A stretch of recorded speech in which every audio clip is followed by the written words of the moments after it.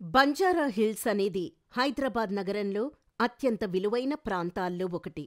ఇక్కడ ఒక ఎకరానికి కోట్ల రూపాయల విలువ ఉంటుంది. ఇలాంటి ప్రాంతంలోనే 750 కోట్ల రూపాయల విలువైన ప్రభుత్వ భూమిని అక్రమంగా కబ్జా చేసిన పార్థసారథి అనే వ్యక్తి పేరు ఇప్పుడు అందరి నోటా వినిపిస్తోంది. 5 ఎకరాల ప్రభుత్వ భూమిని తనదిగా చూపించుకొని చుట్టూ ఫెన్సింగ్ వేసి బౌన్సర్లను పెట్టి వేట కుక్కలతో భద్రత ఏర్పాటు చేసుకొని స్థానికులను భయభ్రాంతులకు గురి చేశాడు. అంతేకాదు, కోర్టు వివాదం నడుస్తుండగానే షెడ్లు వేసి ఆ భూమిలో వ్యాపారాలు కూడా మొదలుపెట్టాడు. ఇది గమనించిన హైడ్రా బృందం రంగంలోకి దిగి పూర్తిగా విచారణ చేపట్టింది. వాస్తవ సర్వే నంబర్ 403 అని తేలింది. కానీ పార్థసారథి మాత్రం నకిలీ సర్వే నంబర్ 403/52 బై నంబర్ ఆధారంగా కబ్జా చేసినట్టు ఆధారాలు సేకరించింది హైడ్రా.